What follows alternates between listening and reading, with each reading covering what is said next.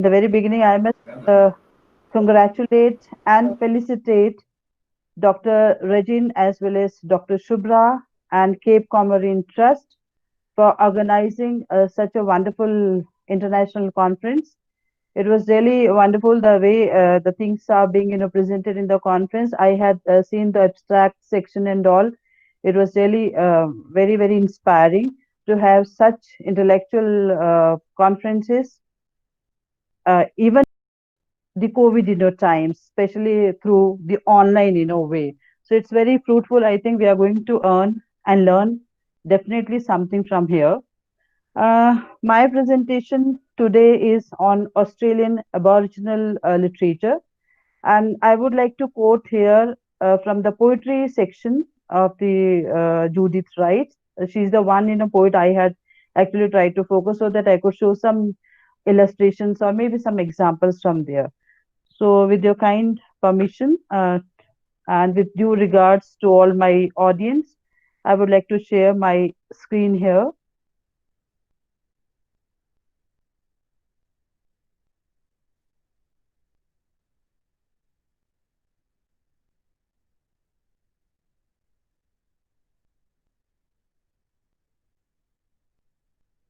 Uh, my screen, is it visible? No?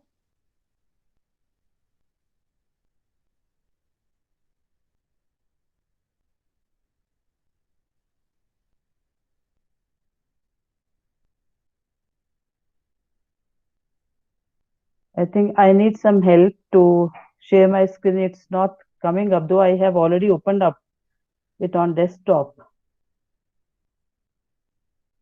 Uh,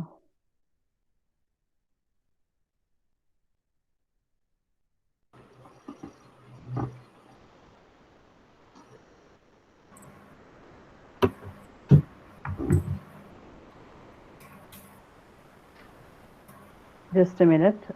Let me have some help.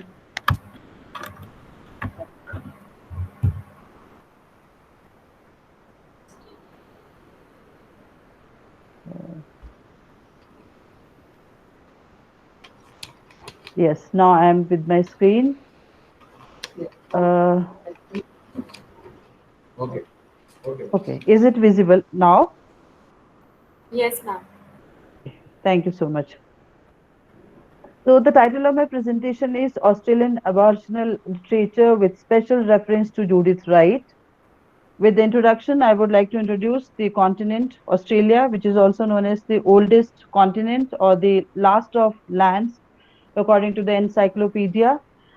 And it was being discovered in 1770 by Captain Cook, who actually talked about the original inhabitants of Australians, those who were known as Aborigines, who were the people of Asian origin or some African origin, sometimes people also say, and were without a written dialect for about more than 40,000 years. Traditionally, people say there were more than 500 tribes, those who were hunters or food gatherers, and they had different dialect. Every tribe had a different dialect. So you can imagine how many dialects would be there, but now they are not actually being really survived.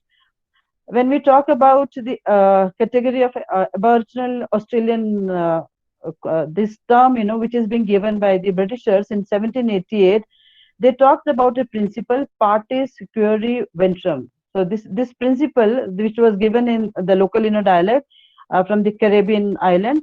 So this principle in 1662 was given by the Britishers, and at that time it was a colony, and they said this principle means that the children's status was determined by that of their mothers. If born to Aboriginal mothers, were considered Aboriginals regardless of their paternity. In the era of colonial and post-colonial government, access to basic human rights that was dependent on the race. Race means quadroon. That was the another local word. Or one who had a strain of Aboriginal blood were forced to live on reserves or missions, work for rations, given minimal education, and needed government approval even to marry, visit relatives, or to use the electrical latest appliances. So see how these people, those who were born, by the Aboriginal mothers, they were actually being These children were actually being called as stolen generation. Stolen generation, they were being taken by the Britishers or the masters, and they used to have them only for their own, use. They don't allow them to intermix with them because they had genetically they were half, whites and half black. It was quite late. I think Justice Dean had come into the scene, and Justice Dean defines Australian Aboriginal as a person of Aboriginal descent, albeit mixed, who identifies himself as such and who is recognized by the Aboriginal community as an Aboriginal. So now you can see A is capital over here. So when we have A capital, that means the Aborigines who belong to Australia, because Gabby Gabby was the woman, sorry, Gabby Gabby was the tribe from where a woman, Eve Faisal, was there, and she actually had written in Aboriginal Law Bulletin. She said, "Let's be not be, given just Aborigine in a word with small a." She said, "Let if Australian Aborigine has to be addressed, let them be addressed with a capital A." So then she said, "Aborigine is the right word for us," because she herself was an Aboriginal woman. Though on the other hand, Australian government and NGOs, they are actually going along with the word indigenous as it's going on all throughout the world. So there are certain tribes which are actually being named on the geography of the area, like Anangu tribe is there from Northern Territory, Bama from Queensland, Koori from Victoria, Murray from Queensland, Palwaha from Tasmania, and so on. When we talk about the indigenous literature of Australia, that means initially that descended from the folklores, which were actually translated in the form of the storytelling by the elders through their similar beliefs, which are called the stories of the dreaming. Mudro Norogin mentions that Aboriginal literature begins as a cry from the heart directed at the white man. It is a cry for justice and for a better deal, a cry for understanding as asking to understand. Indigenous writing has not only concentrated itself on Aboriginal issues such as denial, oppression, dislocation, racism, assimilation, and activism, but it also expressed the facets of Aboriginal culture and society. Diversities, Aboriginal literature expanded and became a dominant theme in the world literatures. Adam Shoemaker provided detailed account of Black Australian literature, and he basically talked about in his book Black Words White Page, when he talks about the British, American, and Native sources. The prominent writers at present whom we actually are reading, they are A.D. Hope, Clenner Sesser, we have Les Murray, Charles Harper, Patrick White, and no doubt Judith Wright, the poetess. When we talk about the Aboriginal literature, like all great literatures, Indigenous Australian literature is known as Aboriginal literature, which is dynamic, very responsive of its creativity. It's the evolution of the Aboriginal literature in Australia in reflection with the socio-economic, literary, and cultural circumstances that affected the lives of Aboriginals. The period between the Great Depression and the Second World War influenced the relations of Aboriginals with white Australians. C.D. Rowley remarks, one of the effects of the Great Depression were probably worse than ever before, with enduring effects of Aboriginal attitudes. Perhaps the best picture of the condition of the outbreak was Catherine Susan Preacher, with Aboriginal themes in her novels like The Pioneers, Windstraws, Black Opal, The Roaring Nineties, and the very famous novel that was Cunardo, where a love affair in between a black and a woman and the white master has been depicted, but that novel was really the sole conscious novel of that time, because people couldn't accept it in 1929. That was a very awful thing for the people over there, but somehow she had given a new lease to the black population. When we talk about the other legends of the bush who really wrote about the people who were living in the bushes, like Xavier Herbert was there. He was the defendant of indigenous rights, and he had given the legend of the bush, which had become quite popular with his works like Capricornia, 7MS, Poor Fellow My Country. He actually had enlightened white views about Aboriginal Australians. Ian Llewellyn Edris was another one who has given more than 50 books epitomizing Australian spirit in his popular work like The Cattle King and The Flynn of the Inland. We have another character, Daisy Bates, who actually had given the passing of the Aborigines, and she talks about the Aborigines as primitive and moribund. And she had caused a controversy during her writing when she called the black Indian women as cannibalism. She said they were the cannibals and they eat their own children. So that was a very that was a remark, which had actually shaken the conscience of the nation. But later on, it was actually being proved that this wasn't the case, and that Daisy Bates, writings actually had given the concept of othering, the Nietzsche's concept of othering, where indigenous people were contemptuously portrayed as barbarians. So her writing gave a negative portrait of the Aboriginal writing, which were later on actually were criticized by Aboriginal writers as well as the other writers. David Unapan was another one who talked about the Aboriginal totemic belief in a more philosophical way, the superstitious belief, what we say, of the Aboriginal people. Then we have Mary Durek in 1900 till 1994, who actually exhibited the sociological and literary perspective of the Australia's past through the eyes of the Aboriginal authors, with her books like Keep Him My Country, The Aborigines in Australian Literature, and so on. And the major writer who actually got a Nobel Prize for the writing, that was actually Patrick White.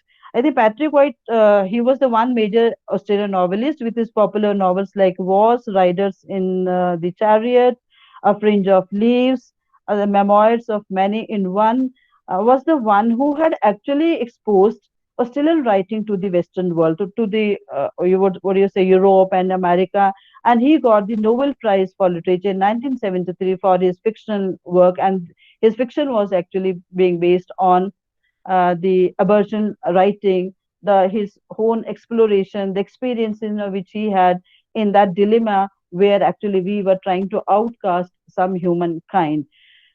He also talked about the international recognition which the Australian literature has been given, and that was the thing. Even Judith Wright followed as a poetess, and both of them, they talked richly about the Aboriginal literature. Donald Robert Stewart was another one with his novels like Yandy and Elbana, the again Aboriginal writers.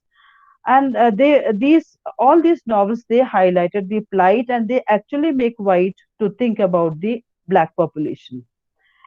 And then suddenly the Aboriginal, they were all literate by this time. By 1979 they were literate, and they started writing their own writing.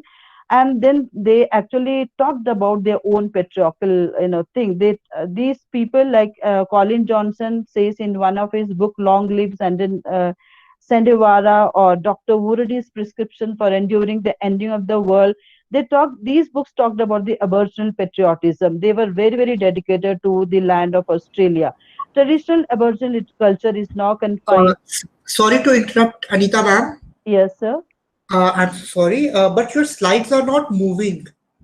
They are moving on my laptop here, but I'm just. Which slide are you watching at the moment? We are still on the title slide, Australian Aboriginal Literature with special reference to Judith Oh, Wright. ho, ho, ho, ho. Then it means I need to share them again. Hmm? No, you can start from where you are on which slide now? No, I'll share all them. Is it now coming? Is No, it not visible yet, now? because I'm getting calls from other people and they are telling me that they can't see slide. I thought it's problem with my laptop only, but I think it's problem with other people With also. others also. Okay, okay. Yes, ma'am. I'll share it again. Maybe some net issues or something. Yes, ma'am. So I'll sorry share to it again. interrupt you. It was No, going it's so okay. wonderfully. I was really enjoying it. Just a minute, and I'll share it again. Sure, ma'am. Thank you.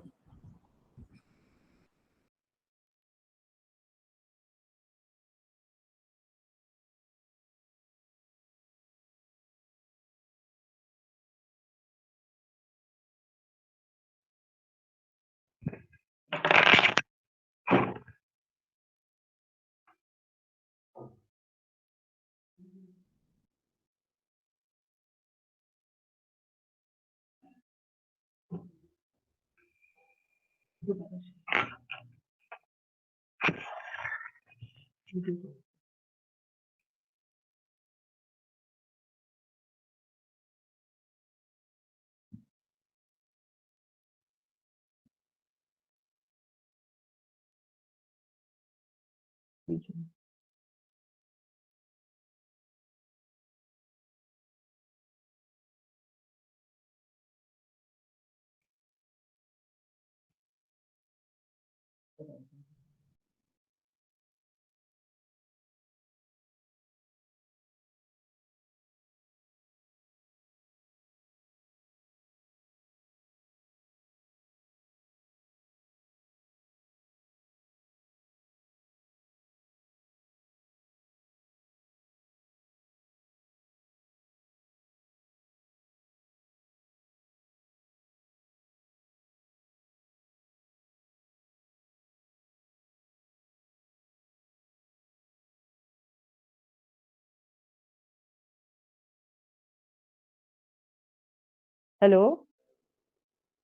Yes, ma'am. Now it is on slide number. Yeah, it's moving now.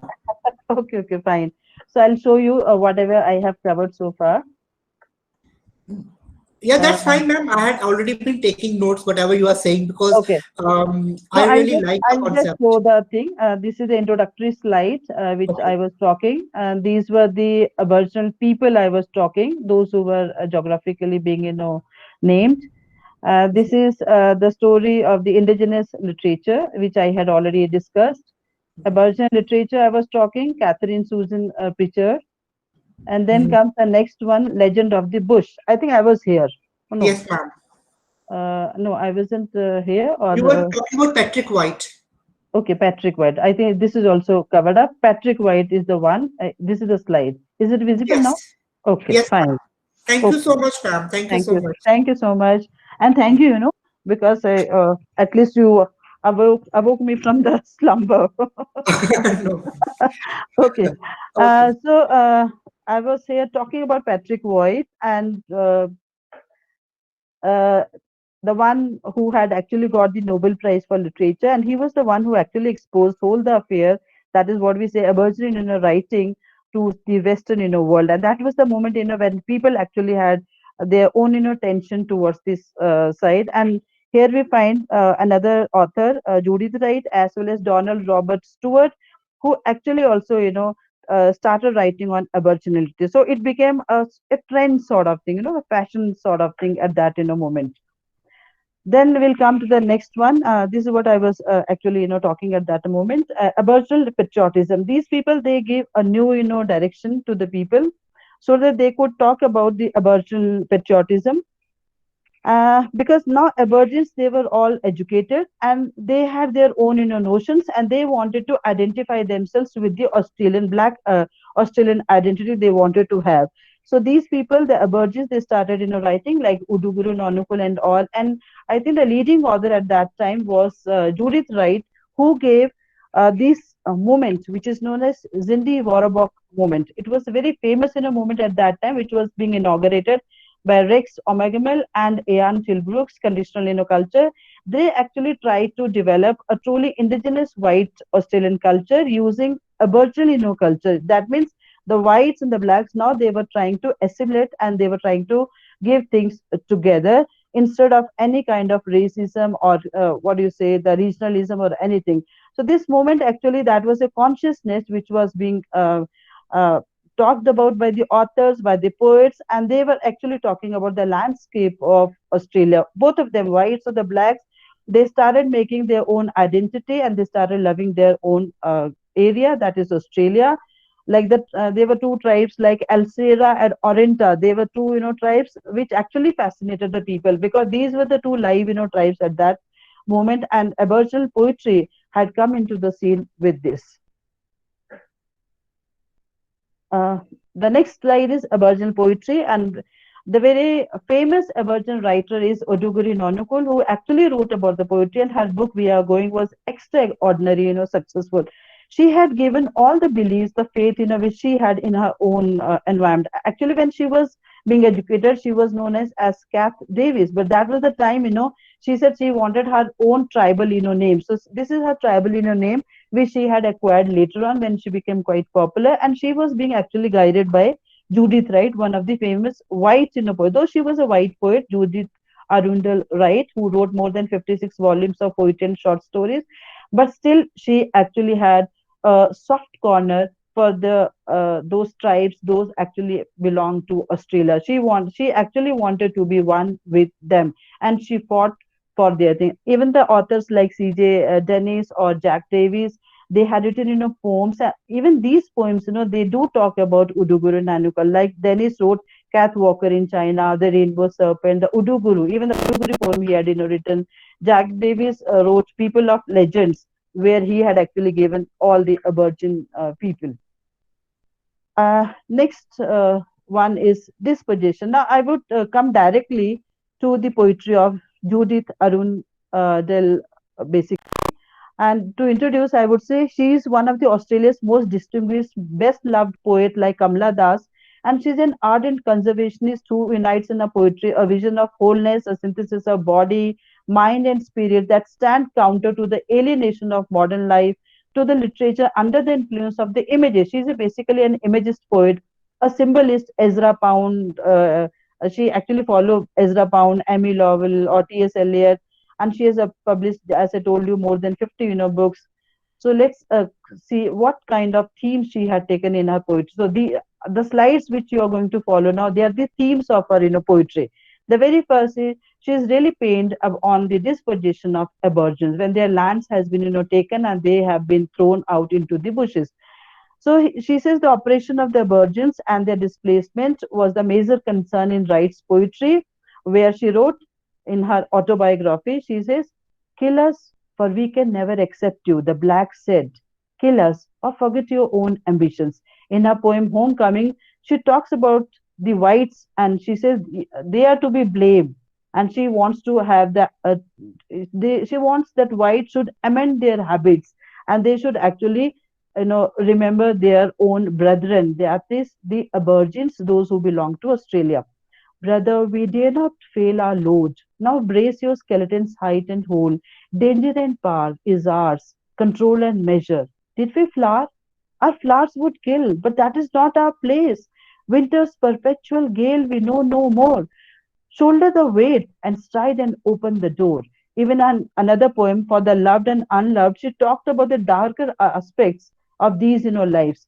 "The roads unwind within us. It is not times undone us, but we ourselves who ravel the thread by which we travel." Even in one of her poem, another poem, Bora Ring, very famous poem. I have forgotten to quote it here. It's a very famous poem where she talk about the Aboriginal culture which is being dispossessed and how Aborigines they sing their song. They say the song is gone, the dance is secretly dances in the earth, the ritual useless, and the tribal story lost in an alien tale.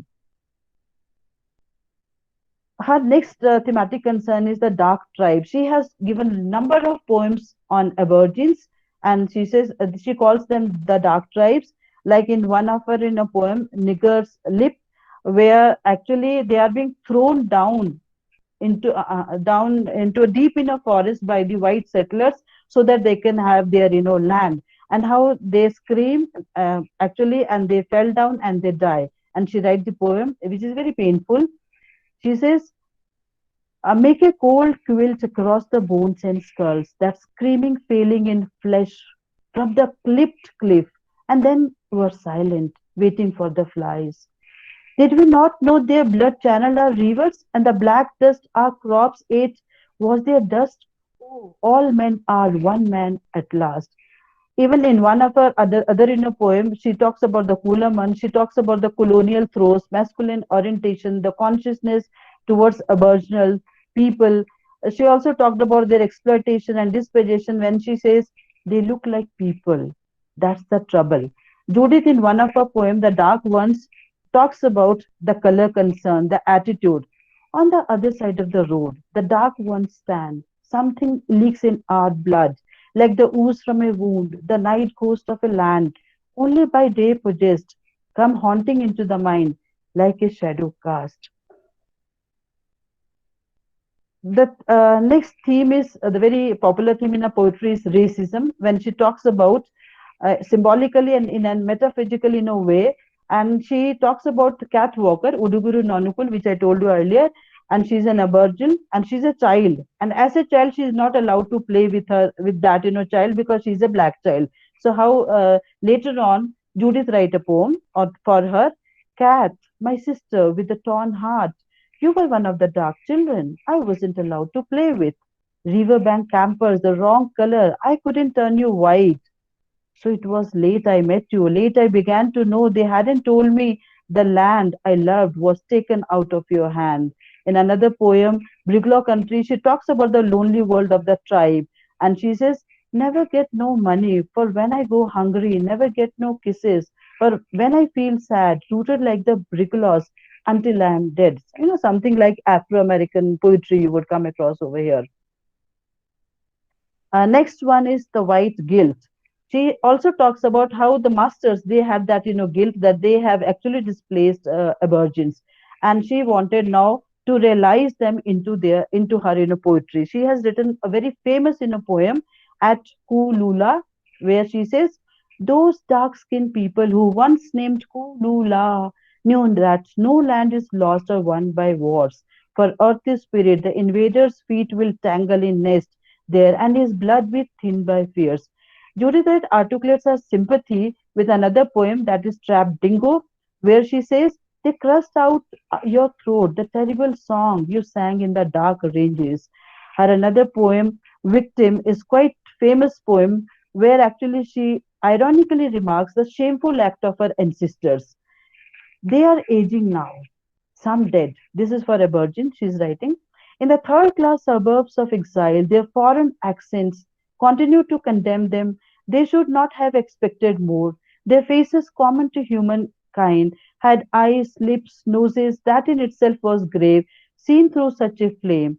So these poems basically they talk about the Aboriginal past, their tribes, their rituals, their even the whites they actually had to have that projection in our poetry that they have to actually now think about the aborigine. Now like in one of her poems she says, to us who forget the sweat of Dick Delaney, this is aborigine name, and the humpy and scalding sunlight and the black hate between the white skin and the black. So like Toni Morrison, she also talked about that Piccola style, like half caste girl, where she says the girl she's expecting to have with a wallaby skin and left her alone in the night. And finally, the very important theme she talks about in a poetry is we phenomenon. She says both of us we have to live together, whether the aborigines or the whites. She talks in one of her in a poem. What J.J. Hill also termed as this is the term being given by J.J. Hill. He says V phenomena was expanded consciousness that acknowledges collective responsibility for a particular event of history that sees the victim of a segment of the self-inflicted wound. And in her poetry, Judith Wright talks about the guilt and anger into a flourishing, loving, and committed relationship and resolves to sing for the tribes who have now become silent. Karanavon Creek and cliffs of Karanavon. Your tribes are silent, but I will sing for you. Her advice to them is to live fearlessly. Walk your dark streets alone, but without fear, even though you go by the darkest road. She confesses in an interview that I have always wanted to make up people for the ills they suffer. So she writes a poem, letter to a friend, and where in this poem she says, the mourner speaks to the mourned. To you at last I should speak the truth. And to show concern towards these people as a humanist, she fought adamantly for the rights of the aborigines and strived for the integration of both the cultures. In the poem The Body, she actually talks about the harmonious coexistence of whites and blacks as they both appreciate their interdependence. I am your blundering kind companion. I am your home that keeps your bitter sorry. I am your home that keeps out bitter weather. I am the perilous low deposit of time's wisdom. You are my threat, my murder, and yet remember, I am yourself. Come, let's live together. And to conclude, I would say Gilbert, in his Landmark anthology, Inside Black Australia, proclaims the independence of Aboriginal poetry. He says, Black poets sing. Actually, the stain of blood, our blood covering the surface of our land, so the white man could steal our land. However, the education and mass media today are the major means by which the portrayal of Aboriginality can be disseminated throughout the world. Three major elements came together in indigenous Australian literature: cultural nationalism, literary talent, and Aboriginal pride. Above all, the Aboriginal literature deals and fight for the identity. Judith Wright basically talks about the natives as human beings who deserve respect and human treatment with a new vision of the world. Her poetry inspires for a peaceful coexistence of whites and blacks on the marvelous land of Australia. And these are the few images of those Aborigines whom I was talking and on whom Judith had written, her poetry. And one of her saying is here, death has a word to speak and the flower begins. Thank you so much. Thank you for tolerating me, all of you. I welcome now questions. Yeah, thank you so much, Anita ma'am. It was a wonderful presentation. It was not that we are bearing with you, we were getting enlightened with your presentation. Thank you Uh, so much. it was so engrossing and wonderful. Now, if anyone from the participants or the audience has any question, comments, or queries, they may ask. The house is open for question.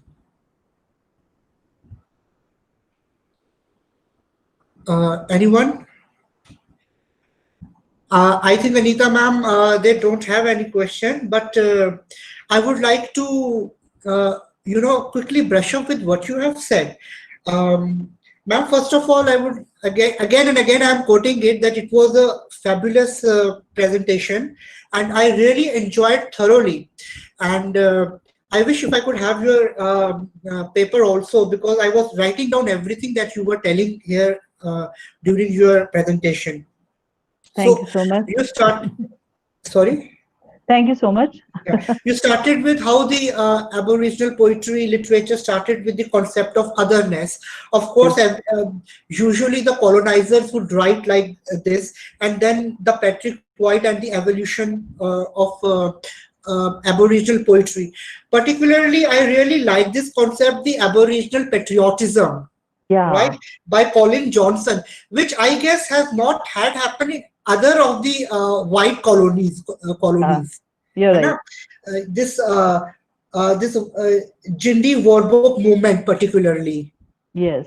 So this was one of the very fascinating aspects, which I think I really liked it. And then you helped us go through different Aboriginal poets, especially the regional one, Odegru Nunukul. No, cool. Yes. Yes, the name is cute itself. Nonokol is actually her tribe, the name of her tribe. And Oduguru, she had taken the first, name. That is a majestic, woman. That means majestic woman of that Wow. particular tribe. Though she is a PhD, from Canberra, and basically she is known as Kath Davis. If you go and search Kath Davis, you will get one Christian Catholic woman, and she's a professor, she's a writer, she's a columnist, and she's a wonderful, very brilliant, person. She's still alive, and even she had a visitor our Shimla. I was an associate at that time in the Indian Institute of Advanced Studies, and she Okay. had come over there and it was wonderful meeting her. Such a brilliant, woman. But when she became popular, she became, famous. Then she said, "Why I don't want to leave my name," because she became famous only for her Aboriginal writing. So she said, I will take my tribe now. So she actually had her surname with her tribe, that is Nonukul. Like sometimes we say, like Patiala, we add with that, or we add Shimla with that. So this is where she took that, area, the Urdu, that her tribal, area was that. That was known as Nonukul, as well as similarly, even the tribe's name was Nonukul. So she took it as a surname. And Odoguru, that in her dialect actually meant, I have forgotten the name of that dialect, a very big, name, actually, a Virgin name. So she said, this means a majestic woman. So when I met So her and I talked to her, I felt so good. I said, you are really majestic, woman. And I think everyone must search for her on Google and see what a wonderful Virgin writer she is. all right. Wonderful. And her writings are too good. She has really given every aspect of a virgin life which is happening in her tribe. And she says rest of the tribes do have some similar, aspects which are there in her tribe, unlike the thing. But I must appreciate Judith right here. Why? Because she's a white woman. She is Yes. a Britisher, basically, who had migrated there. Her father was a landlord, and she had lived a whole life over there. She was born and brought up there. But she has really given, a very warm heart to Aboriginal people. She had never hated them. She had given a platform. Even Oduguru Nonukul, Kath Davis, she was one of the laborers, daughter in a farmhouse. So she was the Yes, one I who got had the actually, poem. ah, Yes. she had uplifted even this, lady also. But Kath herself is too brilliant. I mean, Oduguru Nonukul, she herself is very brilliant woman. And I'm so lucky to meet her over here in Shimla. It was really wonderful. Yes, ma'am. Indeed, it feels like that her entire name carries her entire the Yeah. legacy of her tribe. Yes, and even the writing, whatever she had done, so many poems are there on Udugeru. If you see Aboriginal literature, you would come across number of poems on Udugeru. So sometimes people think that this poem belongs to the poet, but that belongs to that tribe, not That to tribe the particular. poetess. Yeah, So beautifully, you have talked about. I really like the line that you read in Home. I think it is from Homecoming. Kill us as we will not accept you. yeah, Yeah, it it's is very so pretty. true, ma'am. I wish Hmm. if there had been any British writer who would ever have written from the Indian perspective also. There Never, were they have British social never. Hmm. reformers, but Hmm. there was not a writer who could portray Indian feelings. Actually, I think we, the Indians, we survived with the culture, unlike the Aborigines. So Hmm. that was the drawback. That's why even the Britishers, those who were born and brought up over here, they criticize India. So many poets are there who actually criticized India. They have not written in our, favor. Hmm. Actually, they wrote against us. They took us, on a secondary, level rather than on the very basic level. But here, Judith is different. Yes, and especially the line which has really touched my heart, ma'am. It is they look like people. That's the problem. That's the problem. That's the Yeah. problem, right? So, how beautifully Judith has explained the things, I must say so. Um, then she actually worked on the white guilt that she really understood that what white people, the damage that they have done. Now, I think she was quite enlightened. So, ma'am, it was a wonderful presentation. I'm really impressed with Judith Wright also. Thank you so much for giving us this insight. Thank you so much, ma'am. Thank you so much. Yeah. And I'm grateful to you, Abhimanyu. It's Yes, ma'am. wonderful, sharing things with you and talking. You seem to be quite interested into the literary, thing. So I hope we are going to meet on some other, I'm a poet platform. myself. Oh, that's great. Even I do write sometimes. So Great. definitely we'll meet on some other platform, Abhimanyu. It was lovely talking to you, chatting to you, discussing the things with you. And I'm thankful to the organizers, especially Shubhra ma'am and Reginino sir, who actually invited me for this conference. And congratulations to all of you who had this Thank, wonderful feast of academicians over here in this international conference. Thank you so much. thank you so much, ma'am. Have a great day.